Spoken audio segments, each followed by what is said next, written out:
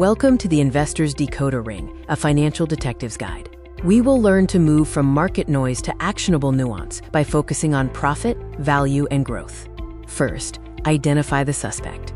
Buying a stock is not gambling on a number. It means buying a seat at the owner's table, giving you voting rights and a profit claim as a shareholder.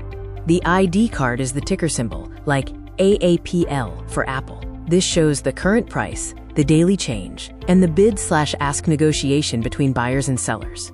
The scale is determined by market cap, which is the share price multiplied by total shares. This helps classify a company as large cap, small cap, or micro cap. A high share price isn't always expensive if the total market cap is small.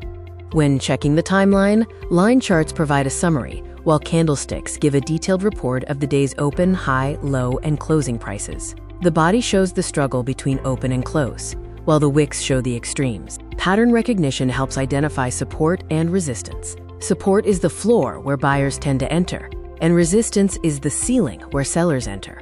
The PE ratio, or price to earnings, is the price tag. It tells you how much you are paying for $1 of a company's earnings. A high PE suggests the stock is expensive, while a low PE suggests it's cheap relative to its earnings. The health check involves following the money from revenue. After deducting expenses, taxes, and salaries, you get net income or profit. Earnings per share is the net income slice for every share you own. The Wild West of crypto and the blockchain is decentralized, meaning no central authority. Remember the key rule: not your keys, not your coins, for self-custody of digital assets. The pulse of the market is measured by volatility, which is the speed and magnitude of price changes. Beta measures volatility relative to the market. High beta means high risk and high reward.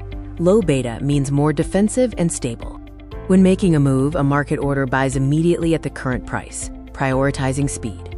A limit order buys only at your specified price, prioritizing price over speed. A stop loss acts as a safety net, automatically selling if the price drops too low.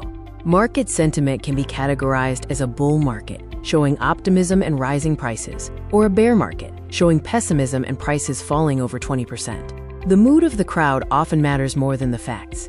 Safety first requires diversification. Don't put all your eggs in one basket. A balanced portfolio includes stocks for growth, bonds for stability, cash, and international assets.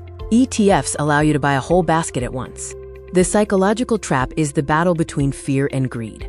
Fear, or panic, leads to selling below intrinsic value. Greed, or euphoria, leads to buying above it. Emotional control is the detective's superpower. To close the case, use this checklist.